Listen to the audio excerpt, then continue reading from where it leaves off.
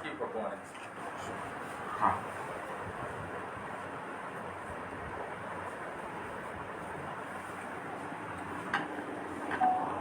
भाई साहब, आज कोविड समीक्षा बैठक ली एक तरीके से आपने, तो किन मुद्दों पर चर्चा हुई? साथ के साथ गर्मी के मौसम को देखते हुए विभिन्न मुद्दों पर विभिन्न विभागों के अधिकारियों से चर्चा हुई। आज प्रशासनिक अधिकारियों के साथ कई विषयों पर बात हुई, विशेष तौर से कोविड को लेकर, क्योंकि जिस कदर कोविड ने पूरे देश में हाहाकार मचा दिया है, जिस तरह से हजारों लोगों की जानें चली गई है इस महाबीमारी की वजह से, तो हम कैसे लोगों की जान बचा सकें, उसके लिए जो हम प्रयास में लगे हुए हैं सब लोग, उसमें आज एक कड़ी और जोड़ी है कि ऑक्सीजन प्लांट की स्थापना करने हम जा रहे हैं वहाँ पे, और वेंटिलेटर्स और मंगा लिए गए हैं ताकि आईसीयू तैयार हो जाए। और जिस प्रकार से समाचार पत्रों के माध्यम से, चिकित्सकों के माध्यम से जो सूचनाएं मिल रही हैं कि तीसरी जो लहर आएगी बच्चों को लेकर खतरनाक साबित हो सकती है, तो बच्चों के लिए भी हम लोग 5 बेड का आईसीयू हमारे नवगढ़ के अस्पताल के अंदर तैयार करवा रहे हैं, क्योंकि हम चाहते हैं कि सारी व्यवस्थाएं यहाँ पे हों, लोगों की जान हम बचा सकें। डॉक्टर्स, हम सब लोग, जनप्रतिनिधि, पूरा प्रशासन, हर विभाग के प्रशासन के अधिकारियों की बात करना चाहता हूँ, पत्रकारों की बात करना चाहता हूँ, हम सब लोग मिलकर इस महामारी के खिलाफ हमने जो अभियान छेड़ रखा है, तो हम जितने प्रयास कर सकते हैं वो प्रयास कर रहे हैं, क्योंकि बाकी बाबा राम साहब के हाथ में है। आप लोगों के माध्यम से मैं जनता से अपील करना चाहता हूँ कि घबराएं नहीं, क्योंकि जितना मजबूत रहोगे उतना इस बीमारी से लड़ने में हमें मजबूती मिलेगी। और हमने अगर घबराए हम लोग, तो ये बीमारी हमारे को परेशान कर देगी। आज जिसका सिटी स्कोर 22 था, वो व्यक्ति भी इस कोरोना से जंग लड़ते हुए वापस अपने घर सकुशल लौटा है। तो मैं इतना ही कह सकता हूँ कि सरकार, हमारी राज्य सरकार, माननीय मुख्यमंत्री अशोक गहलोत जी दिन रात मॉनिटरिंग कर रहे हैं पूरे प्रदेश लेवल पे, और जिस प्रकार से वैक्सीनेशन के लिए लोगों को परेशान होना पड़ रहा है, आज हमारी राज्य सरकार ने टेंडर कर दिए, हमने पैसे भी दे दिए, लेकिन वैक्सीन हमें नहीं मिल पा रही। सवाल ये उठता है कि जब हमारे देश के अंदर इतनी वैक्सीन की व्यवस्था थी, तो सिर्फ वाहवाही लूटने के लिए विदेशों के अंदर जिस प्रकार से हमारे प्रधानमंत्री जी ने वैक्सीन को एक्सपोर्ट किया, वो बहुत दुखदायी है। क्यों? हमारा देश बहुत जनसंख्या वाला देश है, जिसके अंदर 150 करोड़ लोग रहते हैं। अगर जिस समय कोविड का प्रकोप खत्म हो गया था, उस समय अगर हम लोग रेंडमली हम लोग वैक्सीनेशन कराने लग जाते गांव ढाणी के अंदर, तो आज हमारे बीच में से इतने लोग नहीं जाते। मैं भावुक नहीं होना चाहता, मैं आंसू भी लाना नहीं चाहता, क्योंकि हमसे हिम्मत मिलती है लोगों को। प्रधानमंत्री जी चिंता कर सकते हैं, लेकिन देश का प्रधानमंत्री अगर रोके कि मेरे वश में कुछ नहीं है, तो ये तो जनता का हौसला तोड़ने वाली बात है। हम पर भी क्या बीत रही है, हम लोग जानते हैं कि हमारे साथी कितने बिछड़ गए। रोजाना सुबह से शाम तक ऐसी सूचनाएं मिलती हैं कि हम सोचते हैं कि हम ऑक्सीजन के बिना हमारा पेशेंट जा रहा है, वेंटिलेटर के बिना हमारे देश के अंदर हमारा व्यक्ति जा रहा है। हमारे प्रदेश के अंदर हम लोग दवाओं के लिए डॉक्टर लिख के दे देते हैं कि आज ये ब्लैक फंगस की आप इंजेक्शन लेके आओ, आप कोविड के लिए इंजेक्शन लेके आओ, इंजेक्शन मार्केट में है नहीं। बहुत तकलीफ होती है कि हम हमारे 21वीं सदी के उस हिंदुस्तान में रह रहे हैं, जब हमें प्राउड होता था कि हमारा देश इतना प्रगति पे कर रहा है। आज धरातल पे जब आके देखा, तो हम लोगों की जान बचाने में भी विफल रहे हैं। लोग कहेंगे कि राजनीति इस अवसर पर नहीं करनी चाहिए। मैं स्पष्ट शब्दों में कहना चाहता हूं, केंद्र सरकार, उनकी नीतियां आज लोगों को मौत की तरफ ले गई। आज अगर देश का प्रधानमंत्री ये कहे, राजस्थान का मुख्यमंत्री अगर ये कहते कि मेरे हाथ में कुछ नहीं है, तो आप सोचो हमारी क्या हाल होगी। आज परिवार का मुखिया अगर कोई कह दे कि हमारे हाथ में कुछ नहीं, हम प्रयास कर रहे हैं, हमारे हाथ में कुछ नहीं है, अरे भाई इस समय पूरे देश की 36 करोड़ की जनता आपकी तरफ उम्मीद भरी नजरों से देख रही है कि केंद्र सरकार, राज्य सरकार मिलकर हमारे लिए कुछ करे। राज्य सरकार को, चाहे वो राजस्थान की हो चाहे दूसरी हो, मैं तो ये कह रहा हूं कि भारतीय जनता पार्टी की राज्य सरकार है, उनको भी भीख मांगनी पड़ रही है केंद्र सरकार से, और केंद्र सरकार वहां भी व्यवस्था नहीं कर पा रही है। आज गुजरात जैसा स्टेट जो कहते थे कि हम लोग कितने आगे हमारा गुजरात, आज गुजरात के अंदर लाशों के ढेर लगे पड़े हैं। आज हम ब्लैक फंगस के लिए इंजेक्शन की व्यवस्था नहीं कर पा रहे। हम लोग अपने आप को इतना विचलित महसूस कर रहे हैं कि कैसे लोग दवा के अभाव में, इलाज के अभाव में, ऑक्सीजन के अभाव में दम तोड़ रहे हैं। मेरी आपसे हाथ जोड़ के विनती है कि आप लोग घरों में रहें, सुरक्षित रहें। लॉकडाउन बढ़ गया है। मैं मेरी नवलगढ़ की जनता से प्रार्थना करना चाहता हूं कि हमारा संकल्प है कि कोई व्यक्ति भूखा नहीं सोए। हमारे पास जहां जहां से मैसेज आते हैं, सूचना मिलती है, हमारे कार्यकर्ता, हमारे भामाशाह, हमारे नगरपालिका प्रशासन, हमारे गांव के अंदर वो लोग जो लोग एक दूसरे की मदद करके उनका हौसला बढ़ा रहे हैं, हम लोग उन तक खाने की व्यवस्था भी कर रहे हैं। आप लोग अपने घर में रहें, बाहर अनावश्यक रूप से नहीं निकले। पुलिस प्रशासन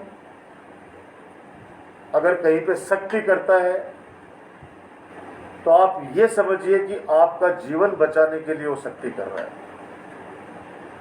हम लोग अगर ये सोचेंगे कि कुछ नहीं होगा, आज भी देखा अलवर के अंदर 2 भाई 2 घंटे के अंदर अपने जीवन से हाथ धो बैठे।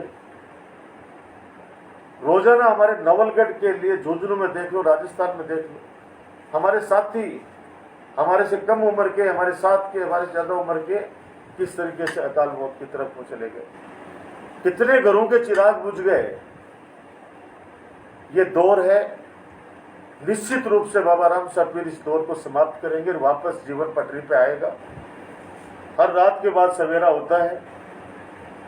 हम लोग मजबूती से इस जंग को भी जीतेंगे, इस कोरोना जैसी महामारी को भगाएंगे,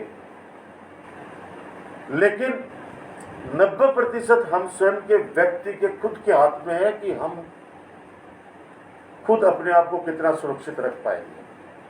अगर जितना खुद को अपने आप को सुरक्षित रखेगा, उतना ही व्यक्ति दूसरे को सुरक्षित रख पाएगा। उसके अलावा पीने के पानी, क्योंकि गर्मी का मौसम चल रहा है, तो आज हमने पीएचडी विभाग के अधिकारियों की भी मीटिंग ली है। 8-10 ट्यूबवेल और लिखाए गए हैं, वो भी जल्दी स्वीकृत करा दूंगा। 25 ट्यूबवेल स्वीकृत ऑलरेडी गांव-गांव ढाणी के लिए हो चुके हैं, लेकिन कोविड की वजह से लेबर आ नहीं रही है, काम करने वाले आ नहीं पा रहे हैं, तो वो काम स्टार्ट होने में दिक्कतें आ रही है। लेकिन फिर भी चाहे टैंकरों की व्यवस्था से हमारे पंचायत समिति के प्रधान जी ने, दिनेश हुड्डा जी ने यहाँ पूरी मॉनिटरिंग कर रहे हैं ग्राम पंचायत स्तर पर, और हमने सरपंच साहिबान को ग्राम पंचायत लेवल पर निर्देश दे रखे हैं कि आप पानी की व्यवस्था टैंकरों के माध्यम से पहुँचाएं जहाँ भी पीने की दिक्कत है। उसके अलावा बिजली अधिकारियों से बातचीत करी है। नगर पालिका के अध्यक्ष सोहेब खत्री जी और उपाध्यक्ष भाई साहब कैलाश जी भाई साहब और यो साहब, इन सबको हमने आज हमारा नवलगढ़ अस्पताल का जो सामने का एरिया वो गोद दिया है, उसको ये डेवलप करेंगे ताकि पेशेंट, उनके अटेंडेंट वहाँ खुली हवा में बाहर सांस ले सके, आराम से बैठ सके और अच्छी व्यवस्था अस्पताल के अंदर हो सके। उसके अलावा जनरेटर सेट वगैरह के सारे टेंडर हो चुके हैं, जल्दी सारी व्यवस्था हो जाएगी। 2 ऑक्सीजन प्लांट हम लगा रहे हैं।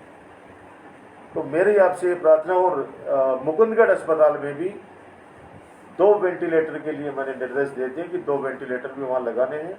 हमारे block CMHO doctor Gopichand Jakhar estimate बना के 1-2 दिन के अंदर दे देंगे। हम वहाँ भी राशि जारी कर देंगे विधायक कोटे से, ताकि वहाँ भी एक हमारा अलग से सेंटर चालू हो जाए। वहाँ पे डिजिटल एक्सरे मशीन भी वहाँ लग रही है, मेरा कहने का तात्पर्य ये है कि हम लोग चिकित्सा सेवाओं के अंदर जितना राज्य सरकार से, विधायक कोटे से, बाबा साहब से हाथ जोड़ के निवेदन करके और जितना जनता के लिए कर सकते हैं वो कर रहे हैं।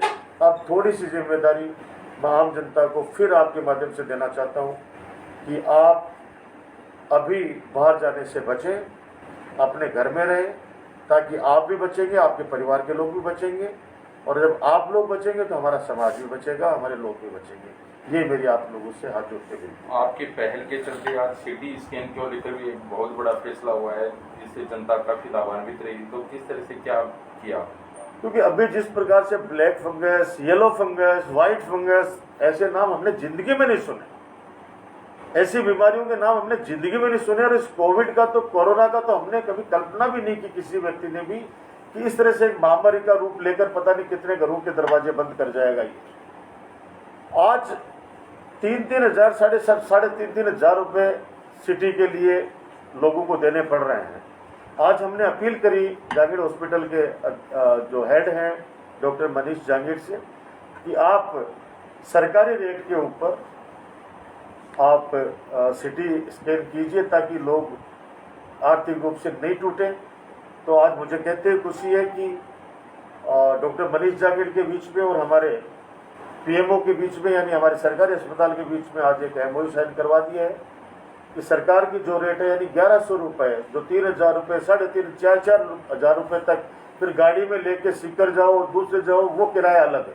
तो मात्र 1100 रुपये के अंदर हमारे सरकारी अस्पताल के डॉक्टर जब लिख के देंगे कि आप लिख के आप जाइए वहाँ पे कराए, तो 1100 रुपये का चार्ज उनको लगेगा।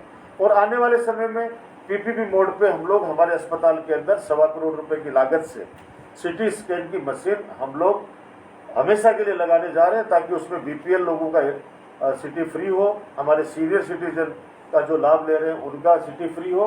तो वो व्यवस्थाएं आने वाले समय में होगी, लेकिन अभी तुरंत प्रभाव से आज की आवश्यकता को देखते हुए मात्र 1100 रुपये के अंदर कोई से भी सिटी, 3 प्रकार की सिटी का उसमें रखा है, जो खुलासा हमारे पीएमओ साहब मीडिया के माध्यम से कर देंगे, तो वो वहाँ पे आप जाके करा सकते हैं।